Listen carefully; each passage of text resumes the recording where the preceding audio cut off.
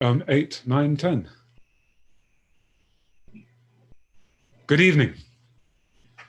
Good evening and welcome to the fourth episode of Viking Myths with Giles and James, the art of story, as the evolving name seems to be. So glad to be here. Outside my flat in Tower Hamlets, there is a thunderstorm chucking it down. And I like to think that might be Thor throwing his weight around, letting me know he's here, warning me what he'll do if I tell that story about him wearing a dress, but I'm not going to tell that story today. A couple of weeks' time, I'll tell you that story. It's a genuine Norse myth, Thor in drag. I know, just try and imagine Chris Hemsworth in a frock. And now come back into the room. No, really, stop imagining that. Come back into the room. King Gylfi, still under disguise as Gangleri, as way-weary, as the traveller, travelled all that way up to Asgard, the home of the gods, and all driven by a question: who was Gefjon, this woman that had stolen his heart and a huge chunk of Sweden? He'd learned she was a relative of the Aesir, the gods, and so by effort and accident he'd ended up in the world of the gods and found himself talking with High, Justice High, and the Third. He'd been a guest with them for some time now. They would talk and tell him so much, and they told him how creation started and how various other things had happened, and about the endless war between the giants and the gods, which he sort of understood, or was beginning to understand. But though he knew that Gefjon was a relative of the Aesir, they still hadn't said anything about her. And he was still longing to know, but questions bred questions. On this occasion, he hurried back to his regular meetings now with High, Justice High, and the Third, the mysterious figures that seemed to know everything and seemed to tell him just what they wanted to at the time they'd chosen. Now he was back in their presence. They asked him if he was still enjoying his stay. Yes, of course. Had he feasted well in Valhalla, the Hall of the Heroes? Way-weary, yes, said that he had, and felt that he was not yet worthy to be sat amongst the heroes, but hoped that one day perhaps he would die fighting bravely in battle and thus earn his place. High, just as High in the Third, nodded a slow assent to that, i.e. a non-committal answer. That's how you do it again. And they asked him, had he reflected on the stories they told him last time they met? He said that he had. And he was still very interested by Loki. Because, again, he came back to the fact that he'd heard time and again that, well, people often said Loki was the mischief maker, the troublemaker. Some people even went as far as to say Loki was the evil one. And yet, this way-weary said, it seems that from everything I've heard, I mean, yes, he's a bit volatile, but it seems like everything he does is very useful. To which High, just as High in the Third,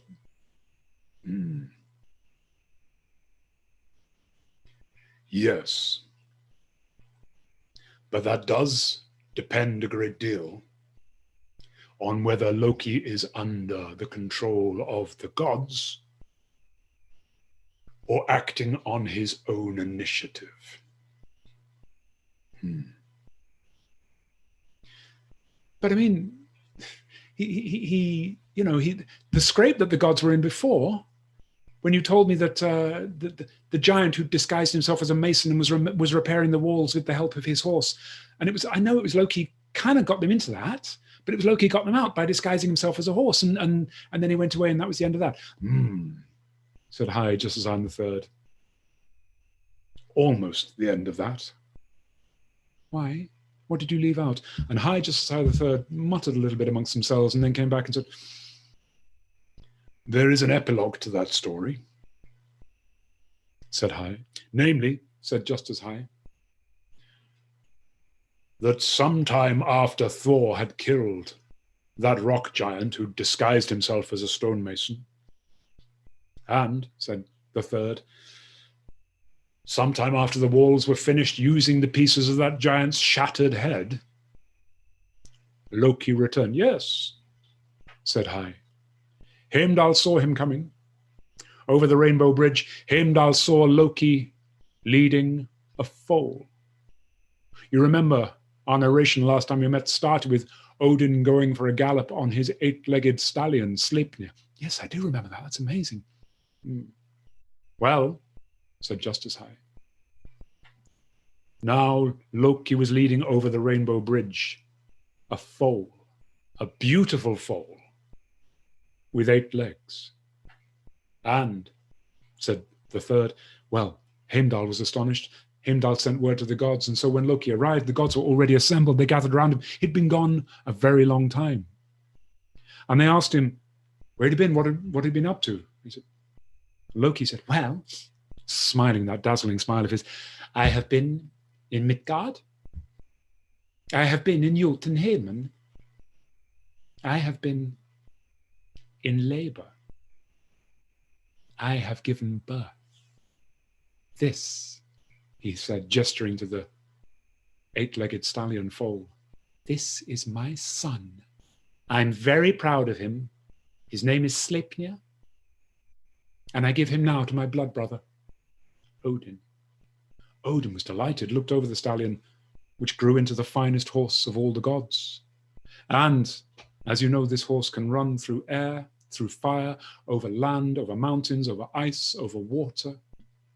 The most amazing, amazing horse for the Most High to ride. And that is how it came to be. And Gangleri said, yes, but you didn't tell me that last week, and I wonder why. Well, High Justice High in the Herd muttered, possibly we wanted to spare Loki his blushes, which is silly because he doesn't have any.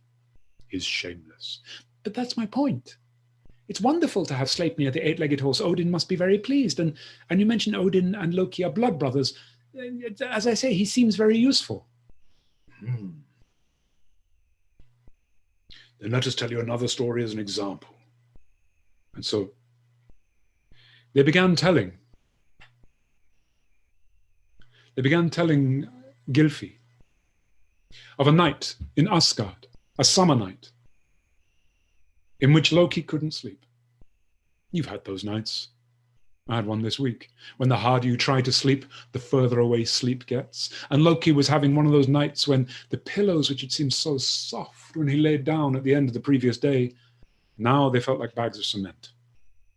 And the bedclothes, which had seemed so welcoming, now seemed to be either trying to run away from him or throttle him. And that mattress, which had seemed so gentle, now seemed like he was lying on a bag full of sharp rocks. He turned this way, he turned that way. He could not sleep. And the harder he tried to sleep, the further away sleep got. Until eventually, he maybe got a scrap of sleep. But then the sun came up. This was summertime when the nights are very short. And Loki was disturbed again by birdsong, by the unforgivable cheerfulness of the dawn chorus. So he gave up on sleep, dragged himself out of bed, pulled some clothes on, and with great bags under his eyes, and with hair which looked like it had been savaged by a tomcat, he staggered outside, and the scene that greeted his eyes was the beautiful meadows of Asgard, home of the Aesir. And as his eyes scanned over those meadows, he saw such pastures, such cattle and livestock, and such palaces. There, Sesrumnir, the hall of the many seats, the palace of Freya, goddess of love. There, the palace of her brother, Frey, the god of fertility. That huge one made of massive rocks was Bilskirnir, the home of the thunders, of course, the home of our friend Thor. There was that palace with its back to the mountain was Valaskjalf, the palace of Odin, the All-Father, the Most High. And Loki could even see in the morning light the stairs that went up to the summit of that mountain where Odin had his seat, Hlidskjalf, high nest, from which Odin can see through all the 9 worlds. Loki looked at every part of this beautiful scene, and his heart was filled with hatred for every scrap of it. Not sleeping can put you in a pretty foul mood. Then, as his eyes swept around, he said, oh, there in Bilskirnir, the home of the thunders, Loki saw something that made his little heart give a vinegary spasm, because there was a window open. And Loki knew that Thor was away. Thor was off in the east on one of his sabbatical jaunts, hunting ogres or bashing giants or whatever it was that Thor did when Thor was in a mood to be Thor. That meant an opportunity of mischief for Loki. And so he dashed across the ground between the two. He came to that great walled palace, and he climbed up that stone wall like an insect, slipped inside the window, and there, oh, what he saw. Joy of joys for the mischief maker. It was a bedroom window. And there, lying in the bed, was Thor's wife, fast asleep. Can you imagine a more beautiful, a more trusting sight than the goddess Sif, fast asleep? Sif, beg your pardon, I'm pronouncing her name wrong, Siv. Amongst the goddesses was second in beauty only to Freya herself. That's some boast. Not that Siv would boast of it, but she was famous. And she was famous for her long, golden hair. And as she lay there in the bed, her hair fanned out, flowed out over the bed like a river, like a lake of living gold. And Loki looked at this beautiful lady, fast asleep, the bedclothes rising and falling as she breathed. And his eyes swept around the room until on a bedside table he saw, aha! He ran over and seized a large pair of heavily bejeweled scissors. You can guess what he's going to do, can't you? And now he approached that bed, and he took a great rope of that thick gold hair and then the scissors and cut. And it came away in his hands. Oh, the joy of vandalism, changing the world from one thing to another thing by your attack on it. And he cut another, and he was taking great skeins of hair and hacking and cutting and hacking and cutting. And as he did so, Siv stirred in her sleep, and Loki...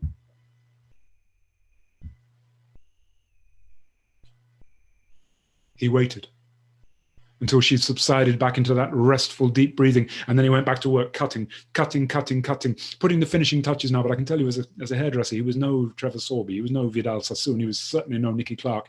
He was a hooligan. And he hacked and hacked and hacked and hacked and hacked. And then, not wanting to be caught, as she seemed to be stirring in her sleep again, he stuffed the last great ropes of hair inside his tunic, leapt out of the window. In his haste, he left behind one of his sandals. But, okay, you can replace a shoe. He didn't want to be kept. He didn't want to be caught when the crime was detected. And then he got concentrated on getting as far away from Bilskirnir as he possibly could. Siv woke up. I don't know if any of you listening have ever had very long hair and then you have it cut very short. I've done that a few times, of course. And you know the way it feels, kind of like your head feels light and you don't know where everything is. Siv woke up and immediately felt something was different. And yawned and put her hand to her head, and instead of feeling soft skeins of hair, she felt stubbly, tickly, thin. What? And she ran to the bedside table, grabbed a large bronze mirror, gazed at herself, and, oh my God! I'm as bald as a coot! She was absolutely horrified. This beautiful goddess had been attacked. She felt violated, and she screamed and shouted, help, help, help, gods, dwarves, please, help, come to my spirits, elves, please, help, somebody, anyway. She was so upset. Her distress brought two other goddesses. Nanna, that's Baldur's wife, you'll meet them at a later date. And Freya, goddess of love, came running. And of course, they rushed to soothe her, to try and comfort her, but it was impossible. And by now, Siv had found someone to blame for this. And can you guess who she was blaming? That's right, her husband. It was Thor's fault. Thor should have been there protecting her. He's never here. He should have been here looking after me, not off in the east having fun bugging ogres, and he's never here. And even when he is, he spends most of his time with his head under the bonnet of that bloody chariot, and I never see him, and then he comes in and never asks me about it. Well, around about this time, Thor came home. He heard the sounds of distress, and he came thundering up the stairs, running up the stairs with such power that the whole of that great stone palace shook. And he rushed in. He saw what had happened to his wife. And Thor, god of thunder, fell into a boiling fury. It's a terrifying thing to be near. His long hair stood on end. His beard did the same. Lightning flashed around the room. Thunder rolled around the rafters. Birds' nests were coming down from the wooden rafters up above. And he roared that whoever had done this, he would find them, he would crush them, he would crush every bone in their body, he would grind them to pieces. And then when they thought that that was it, he'd bring them back to life and do it again. And at some point, Nanna, Baldur's wife, spoke in a voice set at just the right pitch to cut through all the noise that the god of thunder was making. "Look," she said. "Our thief has left something behind." And she was holding up, of course, the sandal. And Thor, "I'd recognize that fancy footwear anywhere. Loki. Loki!" He roared at the top of his voice. Now, Loki, you may imagine, was doing his best to get away as far as possible. But he couldn't escape Thor. Thor lashed out a great whip of forked lightning which wrapped around Loki's feet, and then Thor dragged him back, and then Thor grabbed Loki by the scruff of the neck and began to shake him so violently that Loki's teeth were chattering so madly that he thought they might explode in his head, and he may have been right. They nearly did. Thor shaking him up and down, and Loki trying to stammer out apologies. "It was only a joke. I didn't mean any harm. I just got carried away. I'm very sorry. I'm very sorry. And please stop shaking me. And I'll go to the Dark Elves, and I'll get a treasure. I'll get them to make a wig for her to wear, a wig of gold to make her even more beautiful. Yes, she's very beautiful. Your wife is very beautiful. Oh, thank you so much. Oh, thank you so much for stopping shaking me, Thor. That's so kind of you. I can't imagine. Thank you for being so merciful." Thor wasn't stopping. He was merely changing hands. Loki was screaming again. Thor did eventually stop, but only after Loki had promised to go to the Dark Elves in their world of Svartalfheimn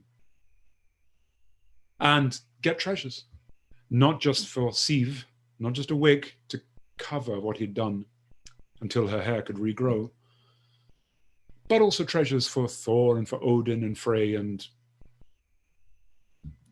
once he'd made a firm promise, in fact, once he'd sworn, and you know by now how important that is, he was sent off by Thor with a great cuff around the head. Believe me, you do not want a cuff around the head from Thor, the god of thunder. It's exceedingly painful. Loki left, made his way over the Rainbow Bridge down to Midgard, where human beings live, and then by means of secret tunnels, which he knew where they were, down through the tunnels, towards the world of the Dark Elves, Svartalfheimn. And, well, he wasn't looking for the Dark Elves themselves, beautiful and wise creatures that they were. No. Amongst the Dark Elves, you would often find families, clans, tribes of dwarvish people, because there were so many treasures to be found glowing in the walls and in the seams of treasures in the tunnels that can make up that world. I mean, Loki passed as he went seams of gold, seams of silver, of iron, of diamonds even, but he didn't stop. He didn't dare. He was in far too much trouble, and he had to get himself out of that first. So his natural greed was overcome by the dire peril he was in. He didn't stop until he found a particular tribe of dwarves. Their names, they were known as the Sons of Ivaldi. And They were very skilled smiths and craftspeople, brilliant at making things. And it happened that they owed Loki a favor. No, I won't tell you that story. It's not a nice story. They owed Loki a favor, and of course they were overjoyed to be given the chance to pay him back. Once the debt was cleared, it could no longer surprise them, and what he proposed was nothing like as bad as what they'd feared. And so they got to work straight away, and Loki watched, and pretty soon they'd made 3 amazing treasures. They made a wig for Siv. They made it of filaments of gold, spun so fine, it bounced like hair, it shone like hair, and it was light. Even though it was made of gold, it was as light as human hair. And Loki saw that. Well, that's me out of trouble, I'm sure. But the sons of Ivaldi worked on. The next thing they gave to Loki was a spear. They said this spear was called Gungnir, and they told him how this spear would be a great gift to any warrior because whenever it was thrown, it would never miss its target. And then the last treasure they made was extraordinary. It was a boat. Well, you know how important ships were to the ancient Scandinavians. It was a boat, which, they explained, could sail over any sea, no matter how wild, as if it was sailing over the placid waters of a pond. And what's more, this boat did not need wind to sail. And this boat you didn't need to hug the coastline. You didn't need to consult the stars. This boat, the mariners simply had to think of where they wanted to go, and this boat would take them there. Which I think that knocks Google Maps into a cocked hat, don't you? And this boat, for all that it was a huge and beautiful dragon-prowed boat, a long ship, they told him when this boat, which they called Skidblade, when it wasn't needed, the whole thing could be packed and folded up into something no bigger than a pocket handkerchief and put inside your jacket pocket. I think that's pretty cool. Well, look, he had these treasures, and now he was traveling home with them. You may imagine that he recovered his confidence again. I'm out of trouble now. I'm definitely out of hot water now. He recovered his composure so much as he walked back down those tunnels, whistling a tune, a dirty little tune. Luckily, the words are not recorded to embarrass us. As he walked by, at his side, he saw the open doorway of another workshop. He looked inside and he saw 2 brothers, hard at work, bent over a forge, 2 more dwarves. These were the brothers Brock and Sindri. And they were craftsmen too, like the sons of Ivaldi. And Loki, holding his 3 wonderful treasures, he couldn't help himself. Hey, blockheads! I bet you can't make 3 treasures to equal these I've got here. In fact, I'm willing to bet my head it's a task beyond you NVQ job interns. Done, said Brock, the youngest brother, who was understandably touchy on such a subject. And so the brothers got to work straight away. It was agreed that Sindri, the elder of the 2 brothers, would take care of the craftsmanship, whilst brother Brock, the youngest and the strongest of the 2 brothers, would have the job of pumping the bellows.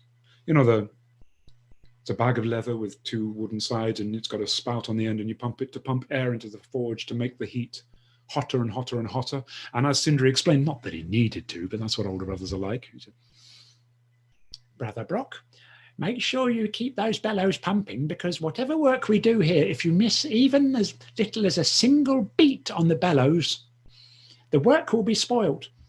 Okay, said Brock. And it was hard work. It took strength, and it took both hands to keep those bellows pumping. So Brock pumped the bellows, and Sindri got to work. He put gold into the forge. And soon the brothers were so hard at work. As far as they were concerned, look, he might just as well have vanished. I mean, they didn't even think about him. Actually, he had.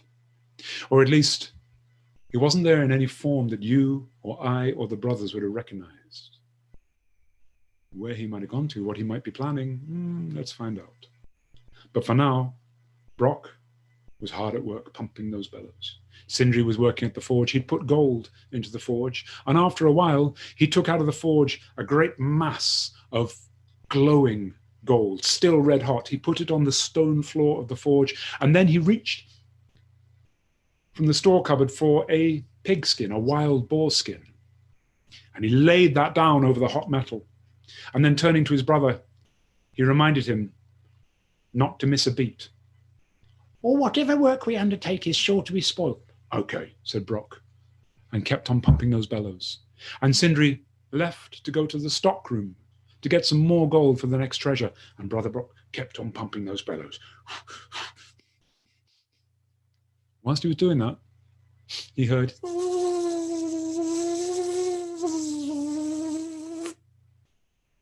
something had landed on his hand, something you would not normally expect to find in the dark tunnels of Svartalfheimen, way below the world that we know. A wasp.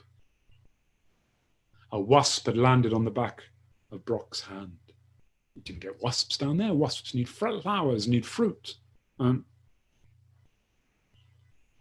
As Brock was working, pumping those bellows, that wasp sunk its stinger deep into Brock's hand. And if you've ever been stung by a wasp, you know how painful that is. You're not sure if you're being poisoned or electrocuted or both. And the pain went shooting all the way up Brock's arm. Did he miss a beat? No. Because he knew that a good craftsman never neglects his task. And so when Sindri came back, he looked at his brother and said, Brother Brock, you're sweating a lot. Are you all right? Yeah, I'm fine. It's all right. Okay, nothing. It's not a problem. Still pumping those bellows. And Sindri put more gold into the fire and got back to work. And after some time, he took from the forge a shining gold ring. I don't mean one for the finger, I mean one for the upper arm. But again, he turned to Brock and said, Brother Brock, make sure you keep those bellows pumping. Yes, you know, because whatever work we do, if the magic's not set, it will be ruined, it will be... I know, I've got that. It's quite all right. You don't need to tell me that. And Brock was still pumping the bellows. And Sindri explained that he was off to the stockroom to get some iron for the last treasure. Oh, I didn't tell you. Whilst Sindri had been away getting the gold for the second treasure, that pigskin on top of the gold, something amazing had happened. That gold rose up under the pigskin.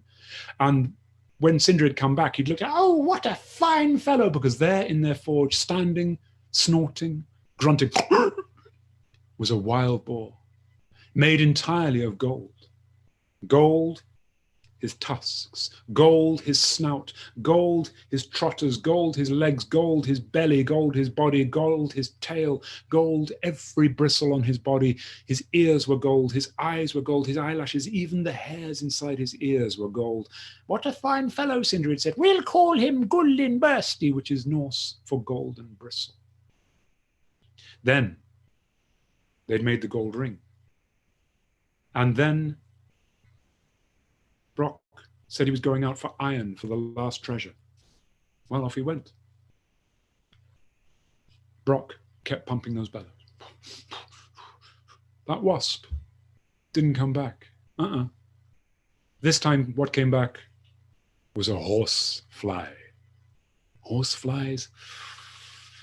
And it didn't land on Brock's hand. It landed on the back of Brock's neck and stung him so ferociously hard, the pain went rippling and shuddering throughout Brock's body, and he screamed out loud. But did he miss a beat? No. He knows a good craftsman never neglects his task, and he kept on pumping those bellows. And when Sindri had come back and taken out of the forge that gold arm ring, he said, Brother Brock, you are sweating more. I'm a little worried about your diet. Are you eating too much sugar or something? No, I'm all right. And Brock just, well, he wouldn't complain. Why complain? Then Sindri got to work on the last treasure. He'd put iron into the forge and got to work on that last treasure. And then after a long time, he turned to Brock and explained that he was going to go to the stockroom now, not to get another piece of metal for a third treasure, their fourth treasure, 3 was enough, but just to get some fruit juice. or some ale to refresh Brock, because he was sweating more than usual. He was sweating rivers and sweating lakes, and Brock kept pumping those bellows, and by now he was so tired he didn't even say anything. Sindri left him, and there was Brock. Do you think the wasp came back? Do you think the horsefly came back? Neither of them had proved up to the task. Loki, because of course it was Loki. Loki had been watching the treasures the brothers made, and then recollected that his head was at stake, and thought these dwarves looked so skillful. It wasn't worth the risk. And so he'd set about trying to do everything he could to make sure that their treasures were imperfect. Hence, first the wasp didn't do it, then the horsefly didn't do it. So now, as Brother Brock was pumping those bellows, a gadfly flew into the forge. A gadfly, you can imagine a horsefly that's been spending a lot of time down the gym, and maybe has even been using extra dietary supplements. A horsefly that's been bodybuilding. The gadfly buzzed around Brock's head and then landed on the tip of his nose. And poor Brock went, "Oh no, this is going to hurt. I know this is going to hurt. Oh God, please don't let this hurt too much." And he watched as that gadfly walked slowly up his nose. Oh no, oh no. And then took a little turn, and then with its stinger began to tickle Brock's eyelid, his lower eyelid, and Brock's, "Oh, please don't let this hurt." And then it drove its stinger deep into Brock's eyelid. The pain was agonizing. Brock screamed. His eye filled with blood. He had to bat the infernal thing away, clear the blood from his eye. It only took him a second or so. But in that second, the bellows sank to the ground. He grabbed them and pumped even harder. Double speed, it would make up for it, right? No. Because when Sindri came back, he saw straight away, said, "Oh dear, Brother Brock, you missed a beat." Well, the last treasure, look, the handle's a little bit short. And he took from the forge a huge, heavy iron hammer. "Never mind, we tried our best, and that's all anyone can ask of us." Yeah, I suppose so. You may be sure Loki was back, smiling his smile. "Hello, boys. Which one of you is going to come to Asgard with me?" Well, it was agreed that Brock would go. I don't think they spoke much on the journey. And they got back, and the gods were assembled in their courtyard, which by now you know is called Gladsheim. And the gods had never had a harder decision to make, to decide which of the treasures were the best. They were distributed. Loki, with great show of generosity and confidence, gave, where did we start? Oh, the wig, of course. He gave that beautiful gold wig to Thor to give to his wife, Siv. And Thor was pleased. He gave that spear, Gungnir, which would never miss its target, to Odin, and Odin was delighted. And the boat, Skidblade, he gave to Frey, the god of springtime and fertility. And Frey thought, "Well, that's wonderful. I'm delighted to have it." Then it was Brock's turn. Brock gave the boar, Gullinbursti, to Frey, explaining that this boar would carry Frey safely over any land, over water, over ice, through the air itself, through fire, undeterred. Undeterred. That's not a word yet, but it will be. Wait for dictionaries to catch up with me. And what's more, this beautiful golden boar, Gullinbursti, Frey would never lose his way in the dark, because even in the blackest nights, the glow from Gullinbursti's bristles would always give Frey enough light to see by. Well, Frey was delighted. And then Brock coughed and apologetically said that the last treasure was not perfect. He presented Mjolnir the Molly Crusher, a hammer. He gave it to Thor. He explained this hammer was so powerful, anything Thor struck with it would be destroyed. Anything Thor threw it at, the hammer would never miss its target. And when the hammer had accomplished its task, it would come flying straight back to Thor's hand, unerringly. But Brock apologized that the handle was perhaps a little bit short, and so it might take Thor a while to get used to the balance. Well, the gods, what a decision to make. They hummed. They hard.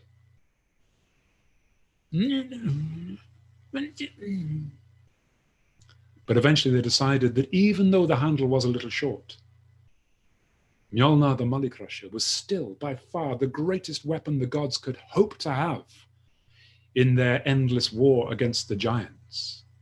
And so for that reason, the prize must be awarded to Brock and Sindri.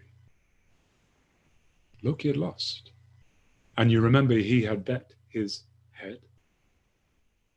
Well, Brock lost no time. He grabbed Loki by the hair, dragged his head down onto a block, which was conveniently there for the, just so happened.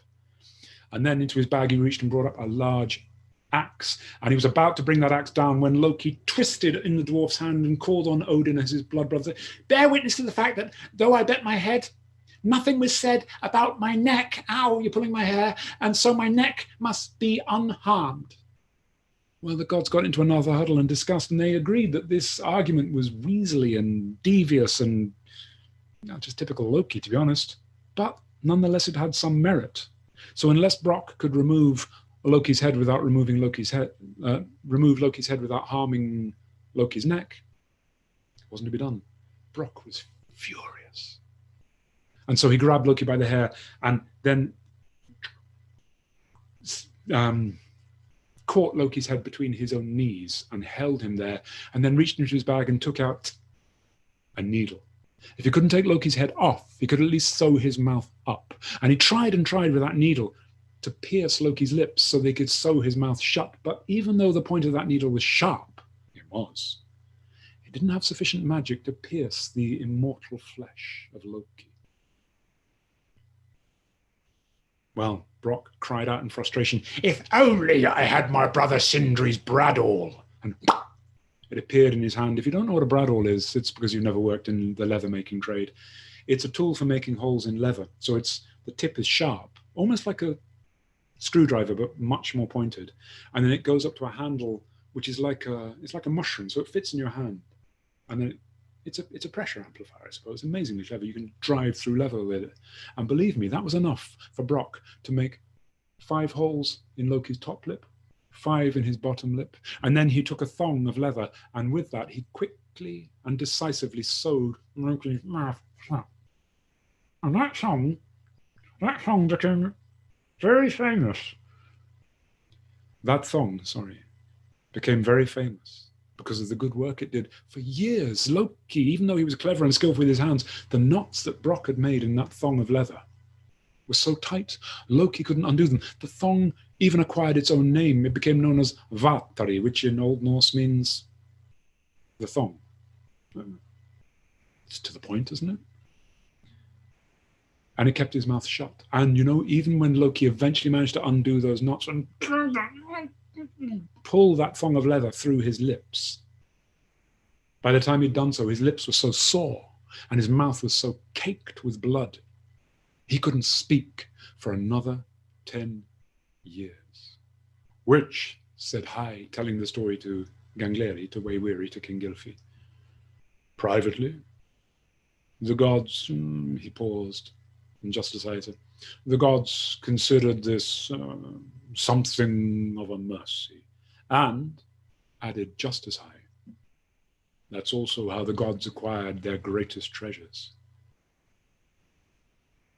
Well, King Gylfi said, but that's my point. Again, Loki is really useful, and yet everyone calls him evil. I don't understand. I'm captivated by him. I'm fascinated. Yes, said Justice Hai. It's not unusual for children to be captivated by Loki, just as it's not unusual, said Hai, for children and grown-ups, said the third, to be captivated by fire. Loki, they explained, was beautiful. Loki was fascinating. He changed shape. You've seen that. And, just like fire, if you can control Loki, he's very useful. But if he gets out of control, it's very dangerous. But where does he come from? And how did he get to be the blood brother of the Most High, of the All-Father, of Odin? And they explained that Loki was not one of the Aesir. He was not a god. Oh, Loki, in fact, was a giant. Now Gylfi was astonished. It turned out that Loki's father was a giant who controlled ball. He was ball lightning. Loki's mother was an island called Bushy Treetop, Laufey was her name in Norse. And when the parents embraced, Loki was born and the parents were destroyed. Just like when you make fire by rubbing two sticks together. Fire is the child that destroys its parents. So Loki was an orphan. Perhaps that explains something of his behavior. I wondered. Yes, I see. So he is fire. Yes. And you criticize the gods for having Loki in their home. But do you not have fire in your home? Yes. But I still don't see that he's evil or dangerous. Then let us explain. And they began another story. They told him that the immortal Aesir and their eternal youth is down to one goddess and one gift. That there was a goddess called Idun, or Idun, sometimes, depending on your pronunciation. This Idun, a beautiful goddess with grey eyes, gave a gift to the gods every morning. Idun had a tree, an apple tree. And this apple tree grew a great quantity every day of golden apples. And every day she would pick those apples, put them in a box made of ash wood. And every morning she would give each of the Aesir one of her golden apples. And it was these golden apples which kept the Aesir in their state of eternal youth. Well, you've heard the phrase, an apple a day keeps the doctor away. Perhaps the Aesir would have it that an apple from Idun every day keeps age, keeps time at bay. It happened one day that Idun was walking through the meadows and fields of Asgard, as beautiful as you know by now they are, and as lovely as you know by now she was, when somebody fell into step. Hi, Idun, how are you? How are you doing? Loki, I'm very well. How are you? Oh, I'm pretty good. You know, that's I see your mother. Yes, that's all. Yeah, thank you. Hey, Idun, it's amazing, but you know, here's the damnedest thing. You know your apples? Yes, of course. I've seen another tree with apples on, just like yours. No, Loki, you haven't. I have. No, Loki, you can't have done. Mine are the only ones like it in all the 9 worlds, she said, with a certain flash of. Well, that's what I thought. That's what I've always been told. That's what I've always believed. And yet, and really, it's not far from here. I can show you. No, Loki, I don't believe you. I know you don't believe me, and I didn't believe my eyes either. But in the woods behind Valhalla, there is an apple tree, just like yours. Actually, not just like yours, because the apples are even bigger. No, Loki, I really don't believe that's possible. Well, neither did I. Look, if you don't believe me, come with me and I'll show you. All right. Oh, and why not get your box of apples, because then you can make a direct comparison. All right, you stay here. I'll go and get my apples. So she did. Clever. But why is he doing this? Well, for that, I have to go back a little way. We've told you before, said Hai, that Odin sits all day, every day on his seat at Hlidskjalf, his one eye watching what is happening in all the 9 worlds, that his 2 ravens sit on his shoulders, Thought and Memory, as their names are, Hugin and Munin, and the one Thought flies forward whilst Memory flies backwards. And that is how Odin keeps an eye on creation, literally, an eye. Well, he gets restless. He wants to feel some soil beneath his feet. And so it was that Odin, getting restless, decided to go for a jaunt, and he decided to go walking through the world with his son Bragi and also with Loki, the mischief maker. And they'd gone walking through the world. They'd gone over the Rainbow Bridge down to the world. They'd walked through beautiful meadows. They'd walked through wonderful landscapes, and then over rocks and scree and boulders. And then at a certain point over tussocky grey-green grass. And then they realized they were hungry. and who'd brought the sandwiches. Well, it turns out none of them had remembered to bring any food, which is annoying. So then they looked around to see what they could do to get some food, and in the distance they saw some woodland. And moving around on the pasture land in front of those woods, they saw a herd of oxen, great lumbering animals. Well, these gods are skillful. They scanned the herd, they looked, they chose one, they separated it from the rest of the herd, and they wrestled it to the ground. And between the three of them, it wasn't long before they'd slaughtered it. And Odin and Bragi got to work draining it, skinning it, butchering it, whilst Loki gathered wood together from the woods and made a huge fire. And the flames rose up high, and then when the embers had died, when the flames had died down to embers and the embers were red hot, they put the joints of meat into the fire and began to cook. And if you've been outside all day and you're hungry, there is no better smell than the smell of food cooking outdoors. And the gods licked their lips and their stomachs rolled. And, well, after a while, they felt that surely the food was ready. So Loki scattered the embers and the gods took... No, the meat was still raw. And what was even stranger, it was cold. Well, Odin said, evidently, our hunger has made a short time seem to us like a long time, so come on, let's get the fire together and start again. And Loki brought the fire back together, and again they began to cook. And they cooked and they cooked and they cooked. By now their stomachs were clawing at their insides like wild beasts demanding to be fed.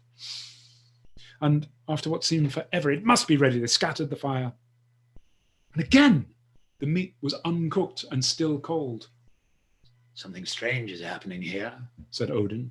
I think some magic is at work. And Loki said, yes. And I think I can see who from. He was looking up into the branches of that forest, and he saw an eagle, a huge eagle, looking down at them. And Loki looked at the eagle and said, I think that's our culprit. Who are you? The eagle opened its beak and said, Thiazi. And Odin addressed Thiazi and asked him, what did he want? That he would let their meat cook. Thiazi answered, he would let their meat cook only when Odin had sworn that he, Thiazi, the eagle, would have the first choice of the meat. And when he'd chosen what he wanted, the gods would finish what remained. But the gods were so hungry, they agreed. And Thiazi said, when you swear, because agreement is not an oath, when you swear, your meat will be cooked. And so Odin swore. And Thiazi said, your meat is cooked. It was. And then great wings spread, and Thiazi swooped down and grabbed the choice cuts, the flank, the forequarters, the hindquarters, and was beginning to lumber away. I mean, carrying that much, even an eagle can't get off ground very quickly. And as he flew, dragging a great quantity of meat away behind him, Loki was furious, seeing all his favorite bits being meat-napped. That's not a word either, but I tell you, the dictionaries will catch up with me. And Loki grabbed his walking stick, his staff, and running up behind the eagle, he drove the point of that stick into the point behind the eagle's shoulders, between the eagle's shoulders, and it stuck. It stuck. And so as the eagle continued to taxi low over the ground, dragging the meat, it was also dragging Loki, because Loki found, to his discomfort and displeasure, that he couldn't let go of the staff. His hand was fused to it, which meant the eagle was now dragging Loki face first over the ground, and Loki's shins and knees were being dragged over scree and pebbles and bashed into rocks, and then the eagle would go up high and then dive down and grab and drag Loki through gorse bushes and through hawthorn trees, and Loki was screaming and begging to be released, and now the eagle was going higher and higher and higher, and now Loki was begging not to be released, and then the eagle would dive down again, and please, Loki was begging and begging and begging, and now the eagle was flying over a glacier. Glaciers look beautiful from a distance. They look like wedding cakes. Trust me, up close, they are ferocious. They are serrated, they are hard, they are sharp-edged, and now the eagle was flying over crevasses and slamming Loki's entire body into the walls of crevasses. This great, great white-headed eagle was destroying Loki's body with smash after crash after bash, and now it was going up and up and up, and Loki was crying and whimpering and begging, please, please, please, I'll do anything you ask, I swear. At last, said Thiazi, the eagle, that's what I was waiting for. Swear. I swear I'll do anything you ask. All right, only let me go. Thiazi was still climbing higher and higher. Said, this is what I demand then. Bring me Idun. Bring me her box of golden apples. Swear, and I will let you go. Loki swore. Thiazi let him go, and Loki came down.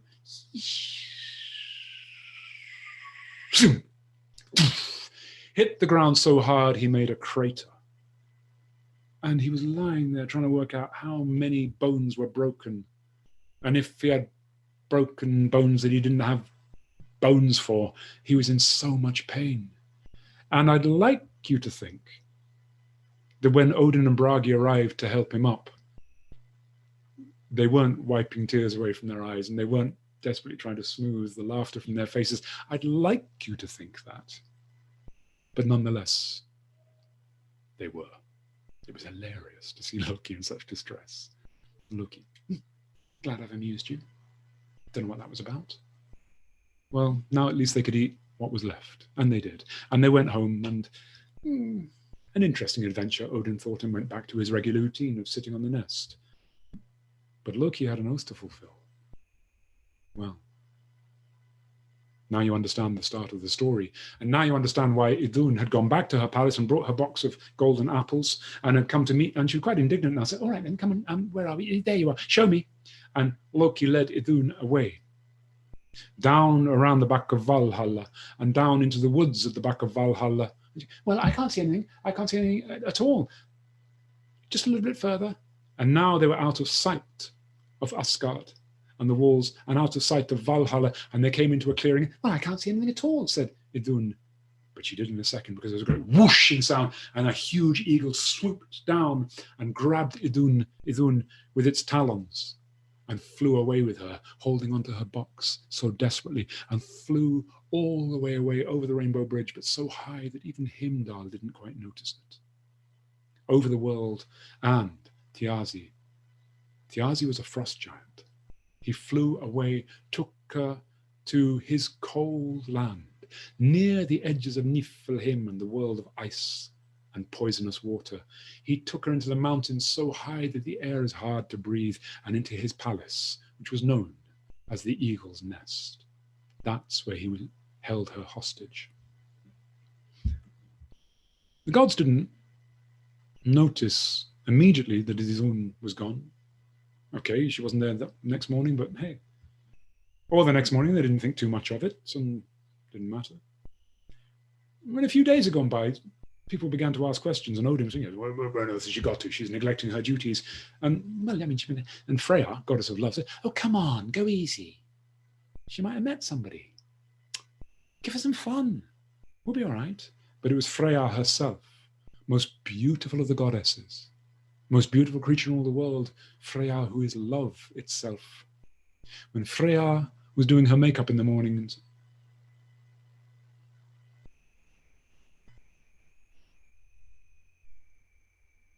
she saw faint lines at the corner of her eyes. No apple. 2 weeks later, and no apple, and the gods were feeling the effects. Freya now had deep crow's feet at the corner of both her eyes, crow's feet and a turkey neck, and she had lines, deep lines either side of her mouth. Love was looking withered. Odin would climb, well, he wouldn't climb all the way up to Valaskjalf, to Hlidskjalf. He wouldn't climb all the way up there without stopping for a breather.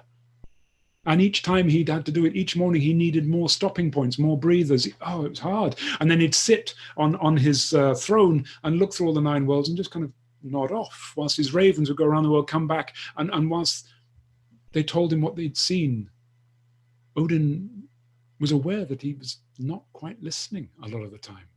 All of the gods were feeling this. They were feeling weak. They were feeling forgetful. Gods would sit there, finding the sun was making them very sleepy, that after eating they needed a doze, and gods would be about to say something, and then they'd think that well, whoever they were talking to wasn't really listening, and they'd think better of it and they'd keep their peace. And goddesses, the same. Goddesses began to cut back on their intense and active duties and lives. All the things they did, they just sort of thought, I do need a bit more time, and began to dress differently and began not to like, well, both gods and goddesses began not to like the sight of themselves in mirrors. They called a conference. Something must be done. Idun must be found. And all the gods assembled, except Thor wasn't there. Where was Thor? Did anybody tell Thor? Yes. The gods were looking ancient. Even Tyr, the warrior god, whose story I will tell you next week, he was looking bent-backed and withered. But where was the mighty Thor? They saw the palace of Bilskirnir, the door opened, and Thor would give them confidence. He always did. Thor, with his shoulders, with his strength, with his brisk step, and his jutted chin, Thor would give them confidence. They waited for Thor to come striding out of Bilskirnir. The door opened, and then they saw a contraption made of silvery metal with 4 rubber feet. And then out came Thor, the thunder god, leaning heavily on a Zimmer frame. The gods were appalled. This was too much. Idun had to be found. Well, they had a consultation. When was the last time anybody saw her? Yes, that's a good idea. Track back. When was it last? Yes. And then eventually somebody, it was Nanna, Baldur's wife. I remember, I saw her. She was walking toward the back of her with Loki. Loki. Was Loki looking aged and old? No. Loki, remember, was not one of the Aesir. He was of giant stock. He was not troubled by this time at all. He was laughing at them all. He thought they were hysterically funny. But now, when they rounded on him, he wasn't so laughing. He wasn't so laughing. Dictionaries will catch up with my grammar in time as well, I promise you. Yes, the gods were looking old and feeble, but they outnumbered him, and they could still be threatening, and threaten they did. And even Odin, I am your blood brother, but I swear to the Loki, if you don't tell us everything, I will destroy you. So Loki told them everything. And what could I do? I was in such a fix. It was him or me. I mean, what else could I do? Never mind that. You should be afraid of what I will do if you don't find her immediately. And so Loki went to Freya, to the goddess of love, to Sessrumnir. He knocked at the door and waited to be invited, because remember, nobody can enter the palace of love without being invited. And he borrowed Freya's birdskin cape. She said, it's in there, it's in there. I can't get into that one anymore. I can't wear that, but there it is. And he took that birdskin cape, he put it on. And as soon as he put it on, he was transformed into a falcon. And with a flash of feathers and a whir of wings, he was gone. And he flew over the Rainbow Bridge, down over Midgard, then over the ancient Eastern Ocean, then up through the pasture lands of Yult and Haman, but kept on flying further and further and further until he got to the mountains and began to climb and climb and climb deep into the deepest and coldest parts of Yult and Haman, where the frost giants live. And high up into the mountains where the rock giants live, and there he saw Thiazi. Thiazi was in a boat on a lake. Thiazi was fishing in that kind of idle, not really doing anything sort of way, just a line trailing out into the water whilst he just kind of sunned himself in the cold Arctic sun. And look, he could see sticking out of the rock, you could see Thiazi's palace, the eagle's nest. I think a Bond villain probably stole that later. And he flew straight to that. Thiazi saw the falcon, but didn't think much of it. He didn't see the falcon circling the palace. He didn't see the falcon fly straight in through a window, because Loki had seen Idun. Idun was terrified. I mean, you ever been in the situation where a bird accidentally gets inside a room? It is quite alarming, the sudden fury of feathers. But Loki opened his falcon beak and said, Idun, it's all right, it's me. And I know it's my fault, but I'm getting you out of this now, I promise. Quickly, get your box of apples. She did. Without a complaint, she got her box of apples. Loki opened his beak and uttered a runic spell that Odin, the Most High, had taught him before he left. And in that utterance, Idun was turned into a walnut.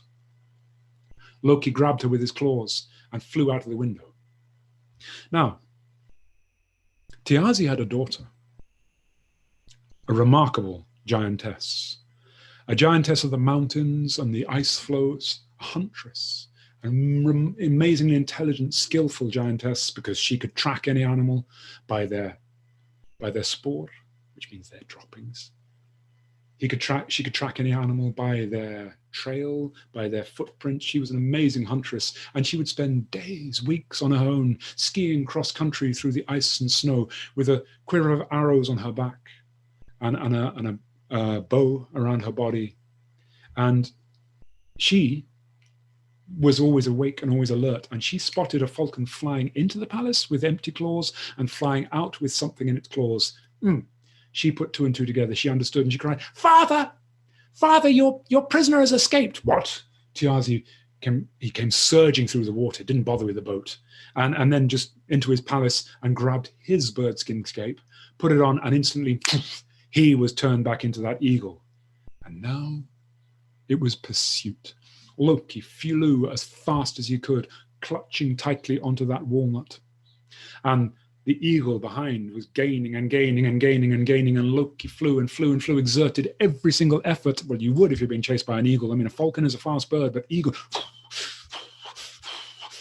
And Loki, well, Odin, sitting on his seat of Hlidskjalf, looking out through the world, saw, yes, he saw the birds, he knew, understood what was happening, and he called the god, quickly, dig a trench in front of the gate of Asgard. And the gods, I mean, Thor, even though he was old, was still strong, and Tyr, and the gods, all Bragi and Hindal, and all of them, Kvasir, and they got busy, they dug, and even Loki helped. They dug and dug and dug as much. They dug a deep trench in front of the walls of Asgard. And then they filled it under Odin's instructions with wood shavings, bark, things which would catch fire instantaneously. And then they waited with burning torches. And Odin said, "When I tell you, light those wood shavings." And he watched, and he watched, and he watched. The eagle was definitely gaining, but there was still a distance between the two. And Loki just passed over that ditch into the stronghold of Asgard, and Odin cried out, "Now, light!" And the gods lowered their torches, and those wood shavings transformed into a wall of flame, 6 feet high, 6 feet thick. An eagle flew into those flames. A fireball flew out the other side. Thiazi landed on the ground, every feather aflame, burning, writhing, screaming, cursing the gods with every single breath.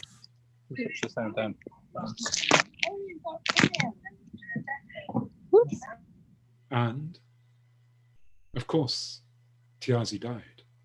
He burnt so brightly, so strongly, that when the flames were gone, the only thing that remained was a dark, scorched patch and 2 eyes, which had turned into gems. Odin took those. Loki took off Freya's birdskin cape, immediately said the runic chant, and Idun was transformed from walnut back into goddess. And immediately she took her box and gave each of the gods an apple, and they crammed those apples hungrily into their mouths and felt their youth returning, felt their youth flooding through their bodies like springtime after a long, long winter. And they were relieved, and they were overjoyed. And nobody thanked Loki. "You're welcome," he thought. Well, that's how the gods had their youth restored to them. "And," said Hai, "that is almost the end of the story. Because," said just as Hai, "some weeks after the gods were returned to their normal, beautiful, youthful selves, Heimdall the watchman saw somebody approaching. Walking over the rainbow bridge, he could see the unmistakable silhouette of a woman." "Yes," said the third, "a tall, athletic, a beautiful silhouette of a woman. with a quiver of arrows on her back, a huntress. It was Thiazi's daughter. Her name was Skadi. And Heimdall welcomed her with all politeness and guided her to Asgard, where she announced that she had a debt to claim from the Aesir. They gathered round and asked her what they owed her. Skadi looked at them with such anger. She said, "What do you owe me? I am Thiazi's daughter. That eagle was my father. You killed him, so you must repay me." Odin asked how. "I can't. I could adopt you." "No." "Then what?" And Skadi answered, "You have taken the man from my life. So fill that void, or I will be lonely all my days. Give me a husband. Allow me to choose a husband."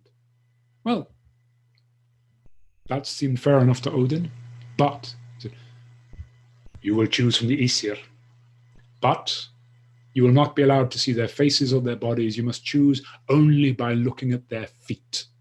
And so a large blanket was set up, and the Aesir, the blokes, a bit embarrassed, giggling, teasing each other, they took their shoes and socks off and stood behind the blanket and waited to be inspected. And Skadi walked along that line, that identity parade, and she looked at him. No. Well, look at those hammer toes. That was clearly Thor's feet, and she didn't want to be married to Thor for one thing. She knew he was already married to Sif. And then she saw, no, there's too much white on those bristly toes. That must be Odin's toes. And then she looked, no, those slender toes, which look like, oh God, those toes look so long and subtle. You could pick a pocket with them. I think that's Loki's feet. No, I don't want. Yes, here, this one. She stopped. She saw a pair of feet, so beautiful and so amazingly clean. She thought, this must be the feet of Balder. You'll meet Balder later. I'll tell you his story. Balder the good. Balder the beautiful, the bright, the most beloved of all the Aesir. Balder who can make you feel happy just by walking into a room that you happen to be in. You could be at your wit's end and broken-hearted, and you would be happy if Balder simply came into the room. He was like light. He made everyone feel light inside them. So she wanted him. This is my husband. Imagine her shock then when the blanket came down and she met not the beautiful face of Balder, but a smiling face with kind green, grey, green, blue, green eyes, but with iron grey hair, wavy hair, and with a salt and pepper beard, and smiling so kindly, but definitely not Baldur. No. She'd chosen Njord. Njord, the god of the sea. And that's why his feet were so clean, because Njord, when he's not in his palaces in the ocean, likes nothing more than to walk up and down the coastlines, greeting seagulls and kittiwakes and puffins and feeding them and playing with dolphins in the surf. And he was looking at Skadi with all kindness, with a look that said, all right, you've chosen me and I will make the best husband for you that I possibly can. But she was very disappointed. But that was the deal. They married. They were married. Great celebration. They began their married life together. Skadi, a giantess used to the mountains, to the ice and to the snow and to the empty air. Well, she felt sick in Njord's palace in the sea. She couldn't get comfortable. She couldn't breathe. She didn't feel that she could do anything that she used to do. And so after a while, she said to her husband, let's try living in my place. And Njord, who really wanted to make this work, said, darling, of course. And so they moved to the eagle's nest, and Njord was terrified by the drop. And that cold, that empty air seemed to hurt his lungs. And there was no sound. There was no, well, there was. It was a whistling of wind, not the sigh of, no, he was not happy at all. And so after a while, he said, darling, I can't live here. I'm sorry. So what are we going to do? They agreed that they would split their time. They would spend some of the time in his palaces in the ocean, some of the time in her wild places in the mountains. They would divide the time equally. And then they would have some time when they were apart. So you could say, in a very modern way, they agreed to live semi-detached.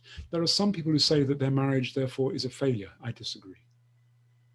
In fact, I believe they made it work. Why? Why do I think that?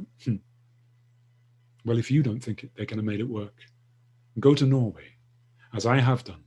Go to the fjords, where the mountains rise straight out of the sea, and then listen to the sound.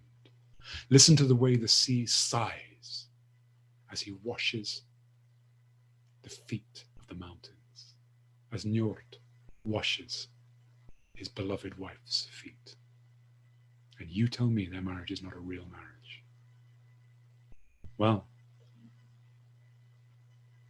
just as Hai III stopped talking, and again, Gylfi was, his mind crowded with questions. He said, again, I want to know more. Then come and join us again, said Hai. And if you still don't understand the darker side of Loki, well, come to us again, and we will tell you of Loki's other children, his evil children. And so Wayweary promised that he would come again.